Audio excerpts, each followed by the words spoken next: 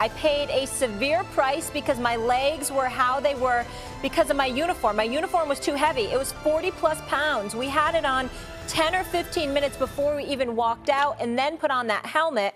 That was extra weight. And then the ring walk, then going up the stairs. It was like a real workout for my legs. When I took it off, I knew immediately the game has changed. How bad does this look for Wilder? He's serious here.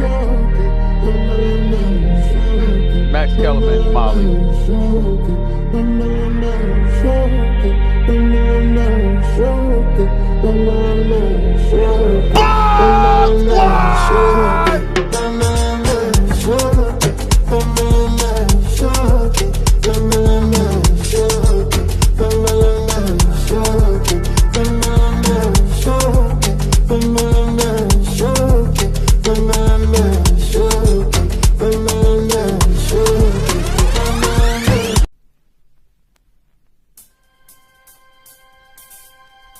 How bad does this look for Wilder? He's serious here. Max Kellerman, Molly. I'm very fond of Deontay Wilder. I've spoken to him on several occasions, you know, away from the boxing arena, whatever. I really, really like him. So I hope that he accepts what I'm about to say in the spirit that it's given. This might be the most embarrassing excuse that I've ever heard for a guy losing the fight.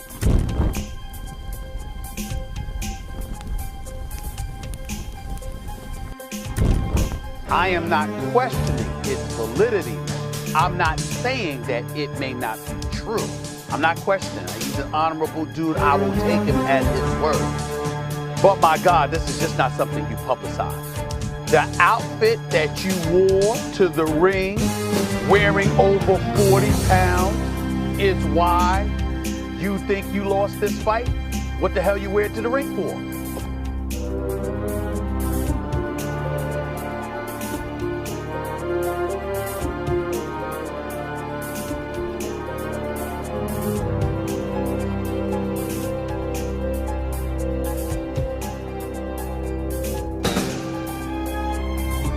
According to the reports, you tried it on the night before. You knew how much it weighed at that particular moment in time. Why would you do that? Why would you go, I understand it's Black History Month and all of that, you know, honor everybody by going in the ring and winning. Not by going in the ring with an outfit on, for crying out loud. That ain't what wins you fights, okay? So why, and if you're gonna wear something, wear the same thing you always wore, as opposed to something this different, experimenting in the biggest fight of your career. That's number 2, Max. Number 3, he just got beat up.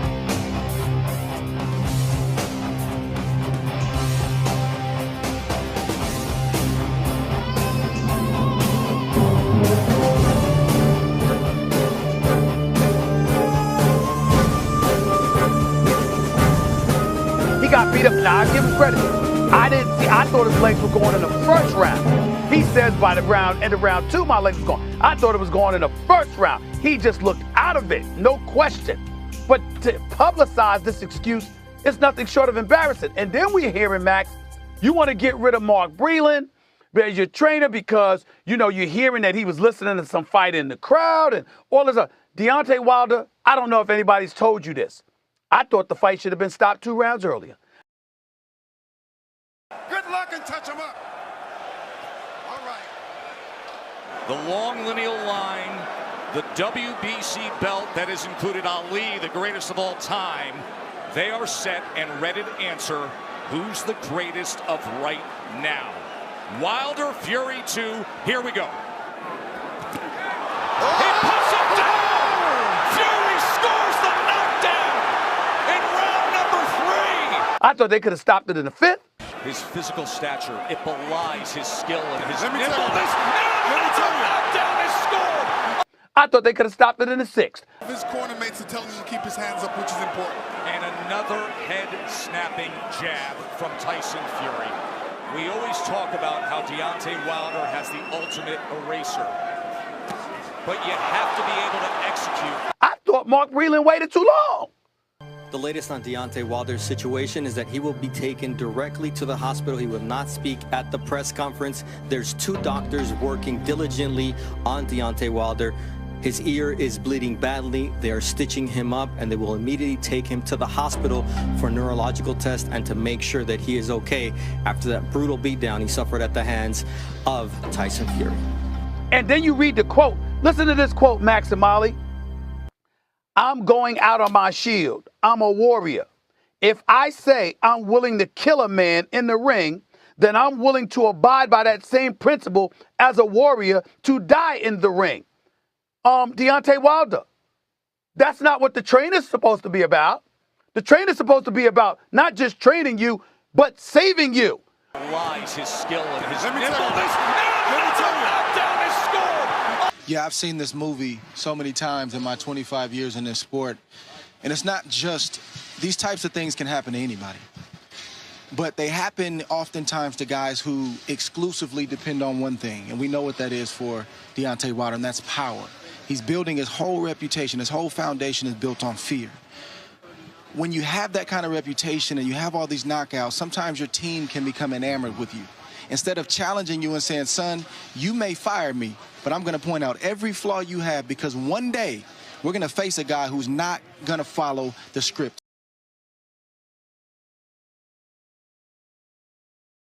If Tyson puts on a stone in a bit and goes there trying to knock him out, I think it's a dangerous tactic. It's crazy. There's a way to knock him out, isn't it? He's not going to run in with his chin in the air and go for a big punch. I've rarely seen Tyson apply those tactics in fights. Normally softens you up, breaks you up, gets you frustrated, makes you miss and counters you. That's how I've seen his success. So if he's going to change his style for the first time against Deontay Wilder, I'm just saying it's a risky strategy. I just don't think he can deal with a 19-stone man, Wilder. And the first man to fight him any good was Tyson. He beat him on half mass, so he shouldn't even have been in the ring with him. He's not a great. And if he can punch that hard, how did Tyson get up in the 12th round? Nobody gets up in the 12th round when they're all out, gassed out, finished. He had nothing left in him. He gets up. If he was such a banger, you don't get up, especially in the 12th round. And I can tell you that. So I'm quite confident his power ain't like it should be. And what greats has he fought?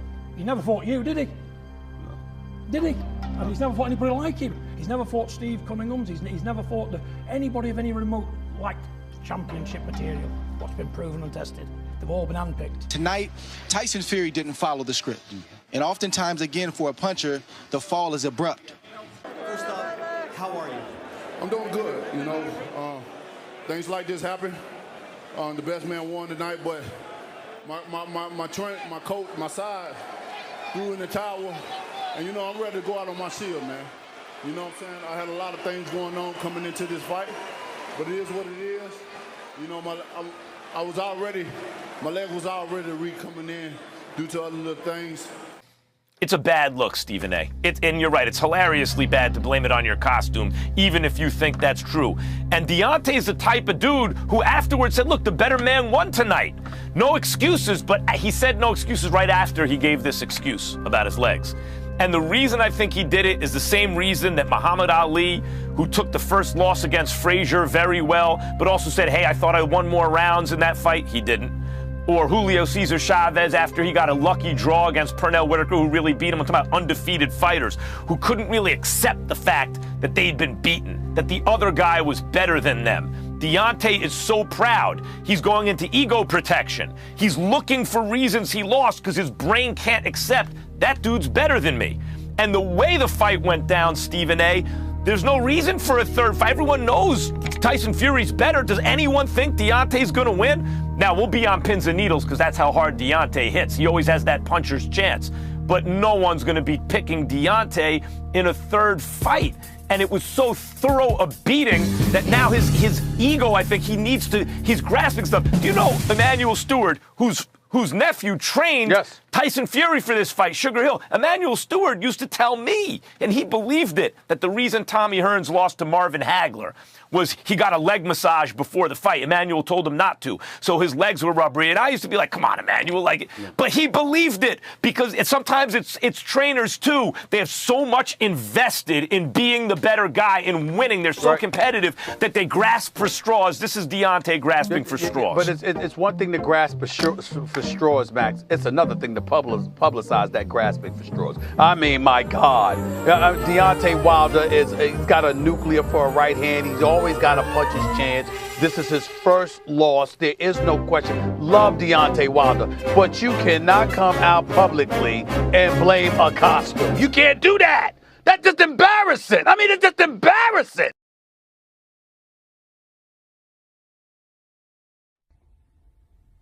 Hello, my people. My Bomb Squad Army. My Bomb Squad Nation. To all my loved ones around the world.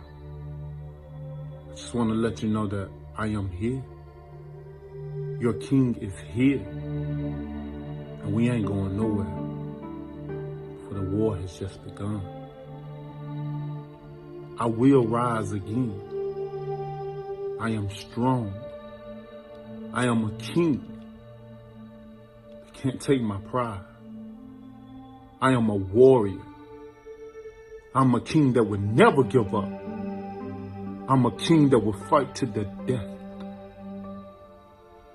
And if anyone don't understand that, don't understand what it is to go to war, don't understand what it is to fight, we will rise again.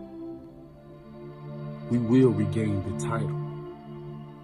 I will be back. We will hold our heads up high. Your king is in great spirit. And we will rise like a phoenix from the ashes and regain the title. I'll see you in a few months. For the war has just begun. All my love.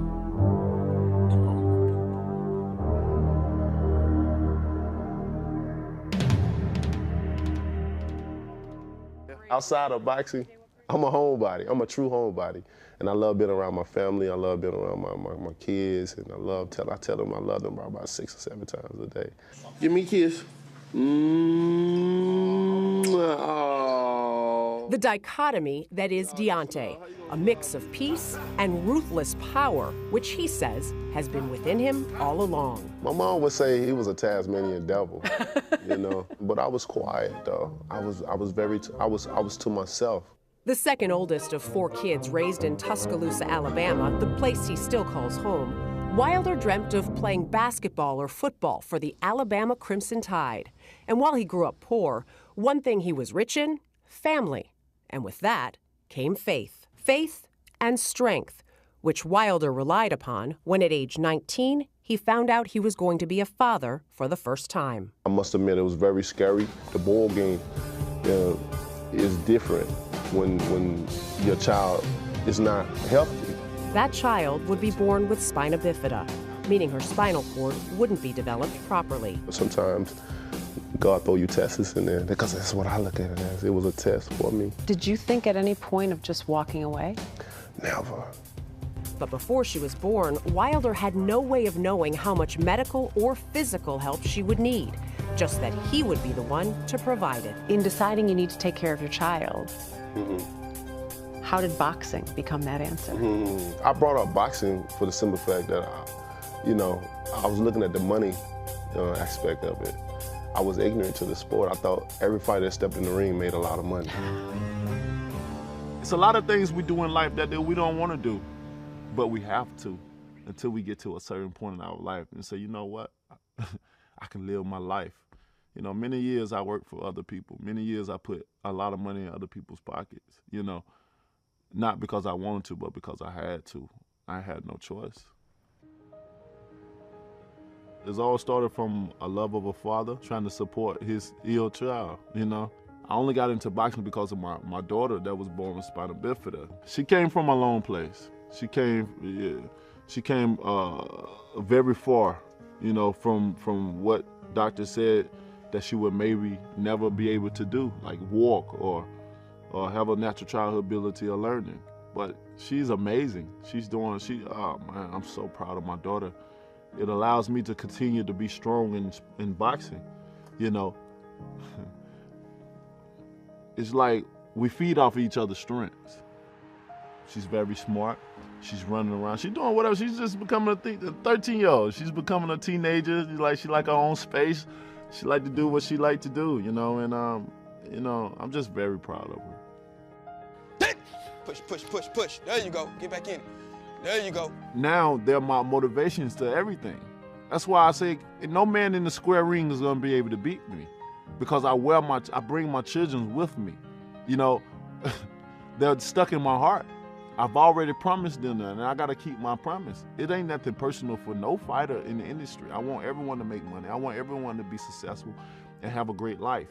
But when it comes to me, I bring something different. You're not just fighting me.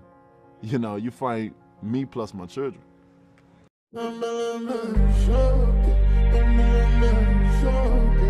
Recently, my 7-year-old told her teacher that she wished I can just be a dad and not be who everybody else, you know, be this big person that everybody else look at me as. She always say because he can't never go nowhere, people are always stopping and talking to him. And then my 3-year-old came behind her and said, yeah, we just love him as a father.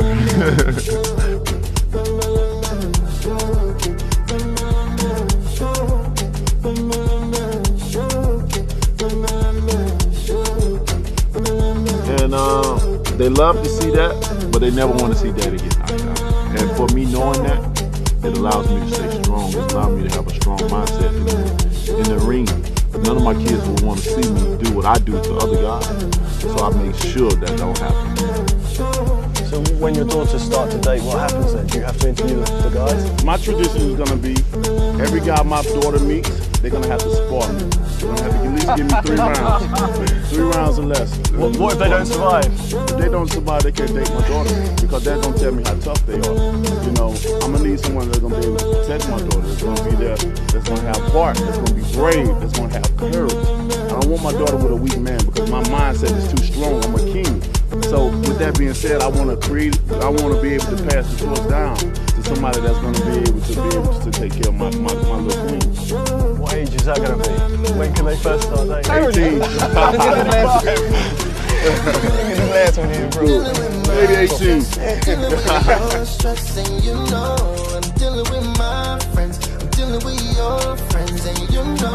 When I walked into I heard the heavenly sounds. Hallelujah, hallelujah. You know, with all the bags being hit, the speed bag. Really? Because I've never seen this. I'm in Tuscaloosa, Alabama. We ain't seen no boxing here.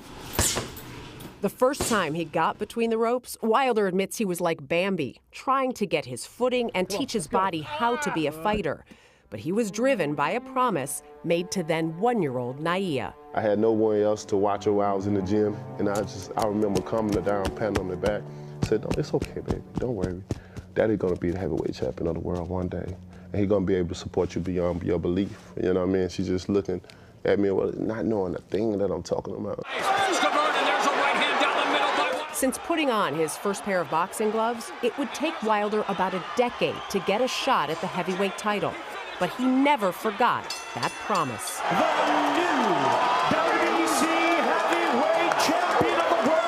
On January 17th, 2015, Deontay Wilder was crowned WBC heavyweight world champion. Now, yeah, baby, I know you watching this, man. I promise you when you was 1 year old that Daddy'll be world champion. And we'd have been through a lot, man, and here I am, Daddy, coming home with that belt, baby. No, it's just that feeling of setting a goal, and no matter what, just going through so much. Dad kept his promise. At age 29, Wilder became the first American heavyweight champ in nearly 10 years. And now, the big paydays he promised his daughter are his reality. This is the winner by way of technical knockout. He is still the undefeated lineal heavyweight champion and the new WBC heavyweight champion of the world, the Gypsy King, Tyson Fury.